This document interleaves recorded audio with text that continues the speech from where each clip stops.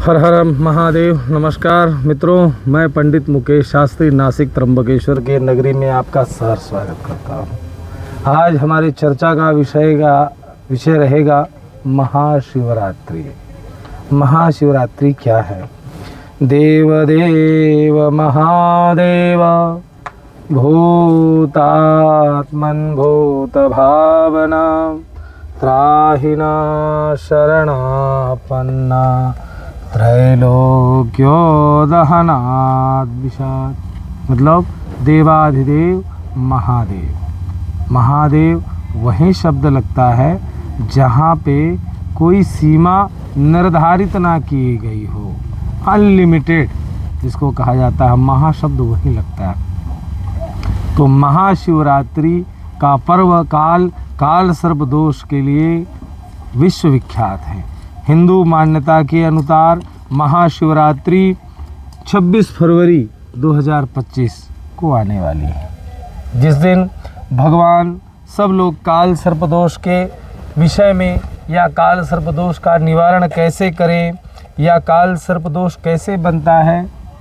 तो काल सर्प दोष जब पत्रिका में सीधी रेखा जो होती है उसके राहु केतु ग्रहों से घिरे होते हैं, जब सारे ग्रह एक तरफ आ जाएं तब पत्री में काल सर्प दोष बनता है। इसके 12 प्रकार होते हैं।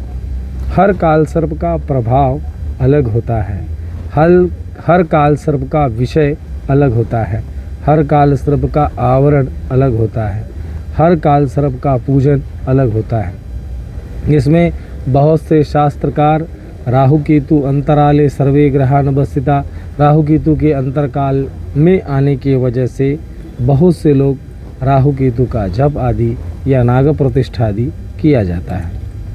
ये महाशिवरात्रि के ही क्यों होना चाहिए? क्योंकि महाशिवरात्रि देवाधिदेव महादेव की रात्र माना जाता है, जिसमें महादेव माता पार्वती जी के साथ रमण करते हैं। वह महाशिवरात्रि, उनका रात्रिकाल बताया गया, दिन बताया गया, महापर्व बताया गया है।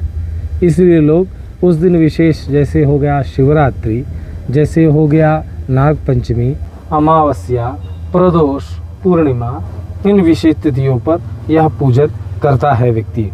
और महाशिवरात्रि के दिन भगवान समर्पित भाव से शिव भोलेनाथ की जो पूजा करता है उसके दुख दारिद्र ये दूर हो जाते हैं। और इसमें राहु केतु का जाप करा करके आप जप करके हवन करके नाग प्रतिष्ठा करिए, काल सर्प का पूजन करिए, जिससे यह काल सर्प समूल निवारण हो जाता है, जो आने वाली नस्ल को भी परेशान नहीं करता है।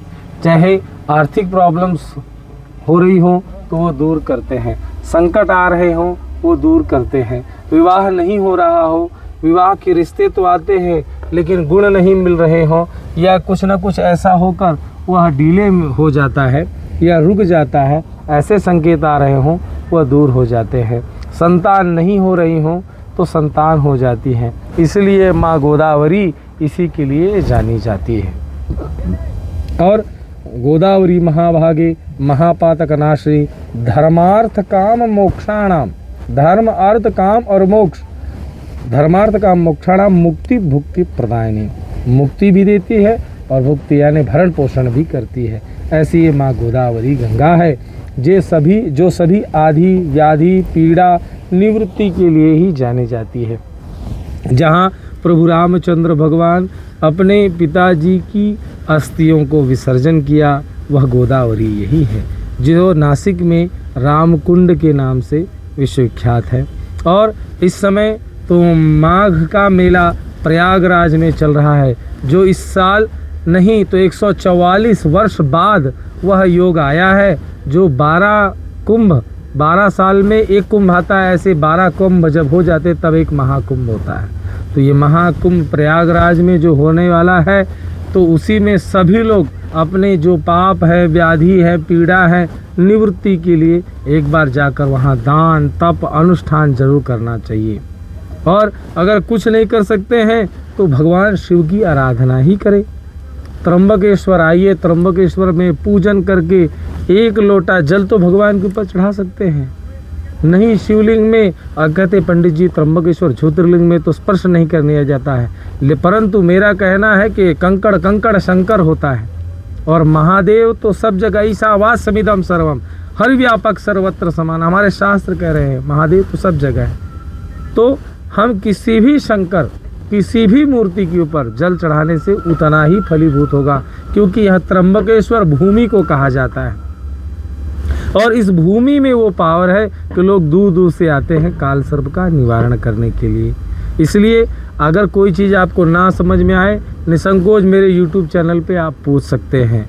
मेरा मोबाइल नंबर है 9881451164। मैं पंडित मुकेश शास्त्री नासिक त्र्यंबकेश्वर नगरी में फिर से आपका सहर्ष स्वागत करता हूँ। हर हर महादेव।